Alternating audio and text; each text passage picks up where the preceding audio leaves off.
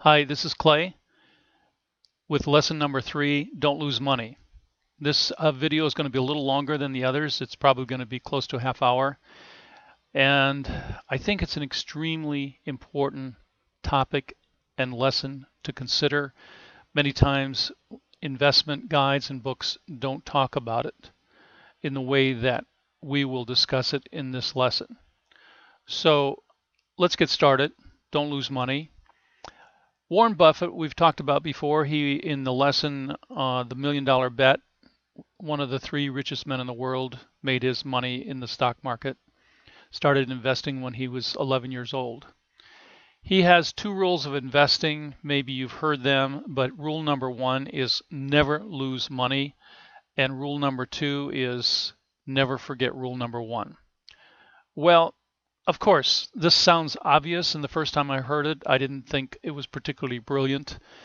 But the more I thought about it in relationship to this whole lesson, Don't Lose Money, I'm going to extend the concept a little bit to a wider idea concept. Losing money, if we're investing, of course, there's always the chance we might lose money, and at times in your investment life, you will lose money. So how can you say never lose money? So I'm going to look at it a slightly different way. And this is one of the more complex graphics that I've had, but bear with me. And the concept that I'm trying to use, evolve in this lesson is, if you think back about the what I call the investment jungle, where you have thousands of different choices, here is a way of weeding out many of them and classifying them, whether or not to even consider being involved in them. So we're going to start. The first question to ask is it a negative zero or positive sum game? I'm using the term game here kind of loosely as another word for investing. So investing is a kind of game, but mathematicians, you may have heard them talk, or the term zero-sum game. You would probably not hear anybody say, is it a zero-sum investment? But in reality, there are investments which are zero-sum games, and we're going to get into that. So the idea is fairly simple here. A zero-sum game is a game in which all of the players together will neither lose nor make money. That is, if you had a friendly game of poker and everybody walks in with a total of $1,000 in their pocket, then when they walk out, if you total all of their money, they would still have 1,000, although some would lose, some would win, but the sum total of the money is the same. That's a zero-sum game. A betting pool in your office in which all the money goes to the winner is the same concept. The total amount of money lost equals the total amount of money won, and so it's a zero-sum game. I've also listed gold here, and this is a little more interesting concept. I think it's the best place to put it. Some people feel gold is a great investment, others say not. But on the whole, gold will neither lose nor make money. It certainly goes up and down, but if you have a pot of gold, nobody's shoveling more gold into it. And if you're lucky, nobody's stealing gold out of it. It does have some value in that is a type of insurance against a catastrophic collapse of the economic system, and it is kind of a hedge against inflation. So it does have some value. I myself have a few percent of my investment in gold, but I didn't want to get too heavily into it. Let me leave it at that. Now, the next few items here, you probably have heard of day trading, commodities, foreign currencies, options and futures. And if you Google them and just ask the question, is day trading a zero-sum game? The answer on Google will come back, yes, all of these are zero-sum games. In reality, they are a slight negative-sum game because some of the money goes out of the pockets of the players into transaction costs. It actually costs a small amount of money to buy and to sell any of these quantities. So it's listed as zero-sum games if you look it up, but it's a slight negative-sum game.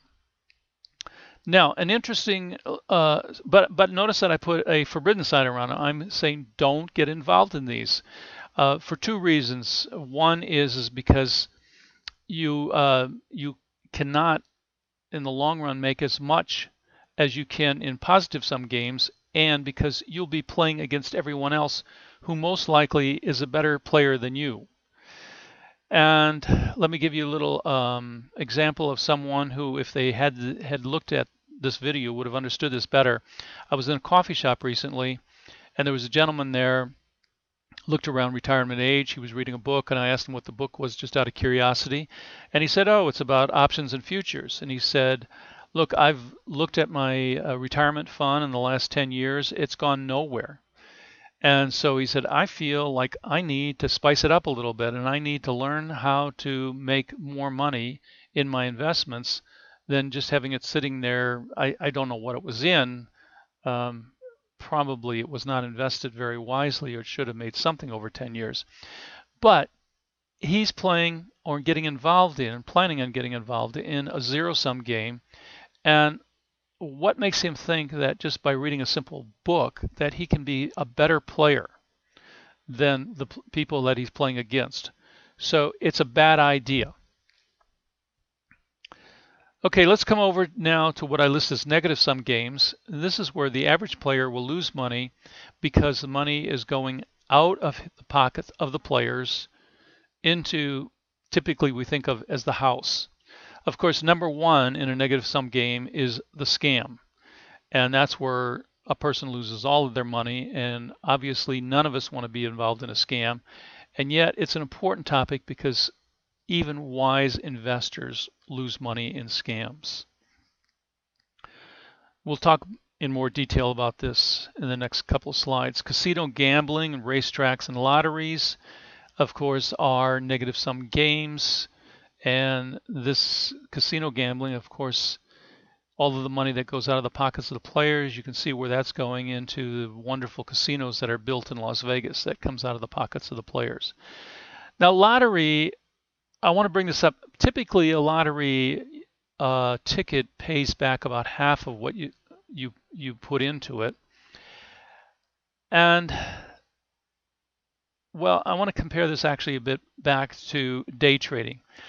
I've known people who have said, look, I've got a friend that's made, thousands or even millions of dollars in day trading. It must be, if you get good at it, it must be a good activity to get involved in. Yes, but you could say the same about a lottery. I've known people who have won $1 million in a lottery. Does that mean that's a wise investment? Absolutely not. You're taking the exceptional case and trying to generalize from it. In general, day trading is bad as an investor. Lotteries are bad. Now notice that I've included insurance. If you're an insurance salesman, you probably don't like the fact that I have it down here. But insurance in general is a negative sum game. That is, the money you pay for an insurance policy will generally be greater by about twice than the money you will collect from your policy. So be careful and limit your purchase of insurance. Of course, there are types of insurance that are required by law, such as auto insurance. And if you have a family, it's a way of protecting your family in case something happens to you. So I'm not saying all insurance is bad. I'm just saying be aware that insurance is a negative sum game and in general not a wise investment for a person.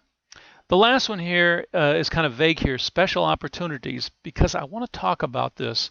I've known a lot of people that have lost money in special opportunities, and it may be a type of scam or it may not be, but we'll get into that in a little while here. Then finally, we have positive sum games, and that's where the average player will make money. Money is actually flowing into the pockets of people who are involved in these. First, notice these are not particularly glamorous or exciting. Well, stocks can be pretty exciting, I guess, but in general, not as glamorous as the negative sum games. But money is flowing into the pockets of people who own stocks. That is, you are a part owner in the company makes products, they sell the products, and some of the money goes back to you in dividends. Or the company reinvests some of their income, and the company grows, and again, you make money because the value of your stock increases as the company increases. Bond is a kind of a loan. You've loaned money to the government or to a company, and money is flowing back into you because it's being paid in the form of interest payments to you. REITs, real estate investment trusts, and real estate. And I've separated these out. Real estate is a positive sum game. However, I separated these two because real estate investment trusts, there are index funds which are very easy to invest in.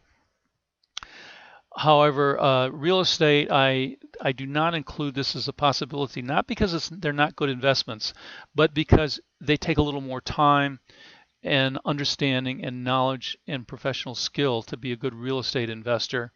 And I think that means that I'm not particularly interested, and I don't think the no-brainer investor is going to be particularly interested in it.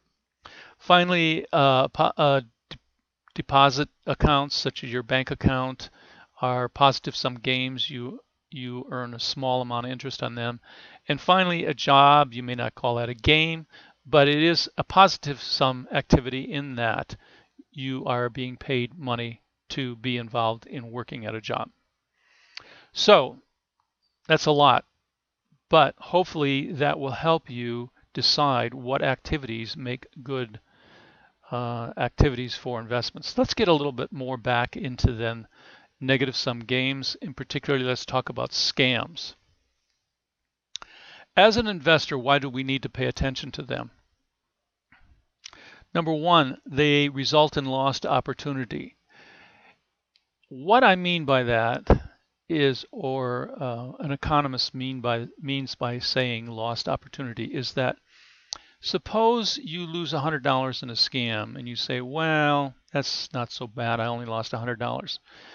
But in reality, that $100 then is not available to you to invest, wherein if you invest it at a reasonable sum of money, 7-10 years down the road, that amount will double, and then in a few years double again. So it's not just $100 you lost, but it is the opportunity to possibly make $400. So losing money in a scam is a lost opportunity. They are ubiquitous. They are everywhere. They're incredibly common. Just look on the internet and you see scams all the time. They are huge. A few years back, I could find a statistics that it was $40 billion a year. I just put down the amount 50. I couldn't find a number on this, but surely it's over that by now. Huge. They can be blatant and take your money in one fell swoop, or they can be subtle and slowly bleed your account dry. Now, I said I wasn't going to try to sell you anything on this website, and I lied to you because I just realized I have a special investment opportunity for you. Just listen to this. This exclusive equity fund, stock fund, in other words, equity fund is another name for stock fund, is not open to the public. However, the fund is valued at over $60 billion and is part of a well-established Wall Street firm. The fund operator was a former NASDAQ chairman and is member of the Securities Exchange Commission Advisory Committee. Over the last few years, the fund has consistently had an annual return of 10 to 12%, very few down years, has a lot of very well-known, smart people that invest with this fund, such as Steven Spielberg, Kevin Bacon, John Malkovich, many prestigious investment advisors, European aristocrats, and Jewish grandmothers. How could you possibly go wrong? So here's the offer I have for you. What do you think? Maybe you're getting suspicious by now. And yes, I'm talking about Bernard L. Madoff Investment Securities, LLC. And here's good old Bernie in his previous office. And here's Bernie in his current office behind bars. This was the largest Ponzi scheme on record, over $60 billion involved in this scheme. In 2008, Bernie was arrested and sentenced to 150 years in prison. And of course, 2008 was what they call the major recession, and this is kind of what did him in because people started needing some of the money, and he was not able to sustain his scheme, and finally, I think, kind of turned himself in. At least 3 suicides have been attributed to the collapse of this fund. People were totally invested with him. And in one case, it was actually a gentleman from Europe who had many European aristocratic friends who he had acted as um, representatives of and helped them invest. And when he found out that he had included them in some of Madoff's funds, he couldn't face his friends and his acquaintances in Europe anymore, and he committed suicide. Very sad case.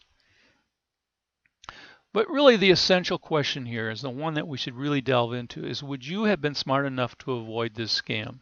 I mean, it's always easy to look back, as they say, hindsight is 2020. But every investment or Ponzi scheme or any scam at all is going to be look different to us before we find out. And the question is, before we know it's a scam, will we know? Will we be smart enough to avoid them? Now, a few years back, I was in an airport and I ran across a book. It was How to Smell a Rat by by Ken Fisher.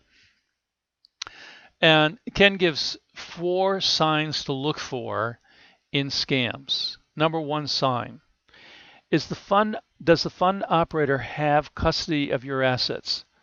That is, are you writing a check directly into their account, which they have access to? Are you investing with a friend, an acquaintance who tells you that he's a super good investor and he will take your money and invest it for you, and you write the check to his name? That's a sign that it's probably a scam or will turn into a scam. The opposite of that is if you invest with a legitimate brokerage firm, they don't actually have access to your money. The money is held in a third-party trust. Sign number 2, the returns are too good to be true. And this is extremely tricky because the Madoff funds, he promised and delivered supposedly 10 to 12% a year, with very few years that were below that. And what I hear over and over, well, it's very simple. If it's too good to be true, it probably is. Yes, but the stock market has been returning ever since the Great Recession, since 2008. How many years is that? 5 years? No, 7 years. Has been returning around 15%, greater than what he was promising. However, the stock market does not return 15% forever. The rule of thumb is the market returns 9 to 9.5 over a 100-year period, and even that's probably a little bit too optimistic. So whenever you hear a fund or a scheme or an investment plan is going to return, promise returns on a consistent manner of anything over 10%, I would say it's probably not realistic, and you should consider most likely to be a scam. The investment strategy isn't understandable. So Bernie Madoff was a little bit vague on how he was making this kind of return, and when he did try to explain it, a few other investors tried to duplicate his return and weren't able to do that. What you'll find is many investment scams, they will be very vague, or they will tell you something like, well, it's too complex for you to understand how I'm able to make this kind of return. So this is a sign that it's probably a scam. And finally, the fund operator promotes exclusivity. That is, such as Bernie Madoff, you couldn't go on the website and invest in Bernie Madoff's fund. You had to either personally know Bernie Madoff or know someone who knew him and was invested with him to get in. So if it's an exclusive opportunity, again, one of the 4 signs. Any of these signs, if you consider, or are involved in any kind of investment, opportunity which meets any of these four signs, I would suggest getting your money out or don't get involved in the first place. I looked up on consumerfraudreporting.org the 10 most common scams. Here they are, and I've added two, and I'm going to go through these one by one and let you know whether I've been involved in it or taken by them. An internet merchandise scam. Yes, I have been taken by an internet merchandise scam. It was a product that looked really good. It was an Apple product, or it looked just like an Apple product. And I sent away from it. It was extremely cheap, like, I don't know, 20% of the Apple price. I got the product and it didn't work. So yes, I've been taken by an internet merchandise scam. These phishing, spoofing emails, these are emails which try to get information about your bank account, personal information, social security number, and so on. No, I've never been taken in by them. Fake prizes, they offer some kind of prize or lottery scam. And of course, in order to claim your prize, then you have to give money or pay money to get your prize, but you never do get your prize. A fake check scam. Let me tell you how this works, because I got kind of close to getting taken by this one.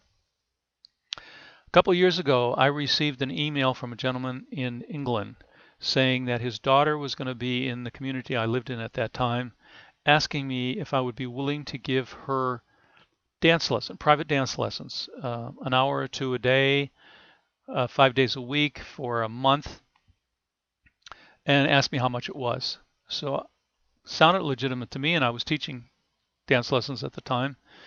And so I gave the price. I don't remember what it was, but let's say it was $1,000, just for example. And so he said, great, I'll send you a check. And when I got the check in the mail, it was a cashier's check for $2,000. And a little note attached and said, oh, just deposit the check in your account, and then the extra $1,000 is for my daughter when she arrives, so she'll have some spending money. So deposit the money, the extra $1,000 in, and he gave me another account number and name to deposit the check. At this point, I really wasn't suspicious, except I looked at the check and it looked suspicious. So I went to my bank and I asked the teller, is this a good check? Is this a legitimate check? And she looked at it and immediately said, no, that's a fake check. And she could tell by the numbers that were on it. It was such a poor job. But what happens is, if I had deposited that check, then I would have, and believed it, I would have taken the extra $1,000 and deposited it to him, thinking that there was no problem because I've already got his $1,000. And then eventually the check would have turned up to be phony, and the bank would have taken back their $1,000, and I would have been out $1,000. This scam is very prevalent. I've known people who have fallen for it, have been taken advantage of it, and it has many different forms. It's anytime somebody says that they're going to pay you for some activity, whether it's to rent an apartment or take lessons, or it could be many, many different things that you have expertise in. So be cautious.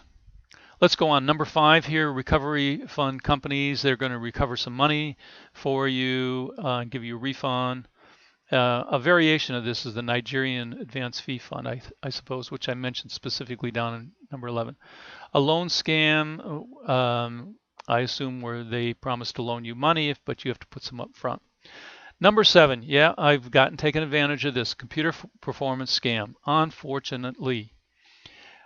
My computer was malfunctioning, and I went on the website. I thought that I was on a legitimate Microsoft website, and I explained my problem, and they said they will fix it, but they needed $200, and they gave me some ideas of what the problem was, and I had to, there's a program you can run on your computer, allows other people then to access your computer and run through the files in it and actually fix things. I had another friend that did that for me when I had some other problems in the past. So I know it can be done. So I paid my money, and they really didn't fix it, but maybe they sort of fixed it. I don't remember exactly. But anyway, they put some malware on my computer and was getting information from me through the viruses or whatever it was they put on my laptop. I eventually had to take my laptop to a legitimate store and have the stuff that they put on it removed. And so, unfortunately, yes, I have to admit, two of my laptops I was taken in by this scam. And up to a year later, they were calling me saying, "Oh, your laptop still needs some additional work. Please let us do it for you, and we'll fix it." So be cautious.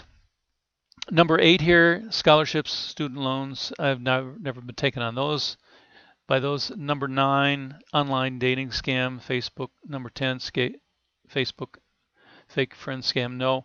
Number 11, I added this one on because I think we've all heard about it. And of course, this is when you receive an email and it said something like, "I'm a Nigerian prince and I have $1 million that I have to like get out of the country, and if you'll give me the number of your bank account that I can transfer the money to, I'll give you 10% of the money." We've all received them, and they're so prevalent, been going on for years, and we all kind of laugh about them and think, my goodness, the people who are running these scams must be really stupid to use the word Nigerian. But as a little side note, actually, they're quite clever, and they intentionally use the word Nigerian in their emails. And the reason is because they don't want to spend any time on anyone who is at least intelligent enough to know that it's a scam. So if they put the word in there, then they kind of filter out anyone who reads it and realizes it is a scam, and anybody who responds is most likely very naive, and that's who they want to deal with. So it's a way of like filtering and getting the most naive respondents.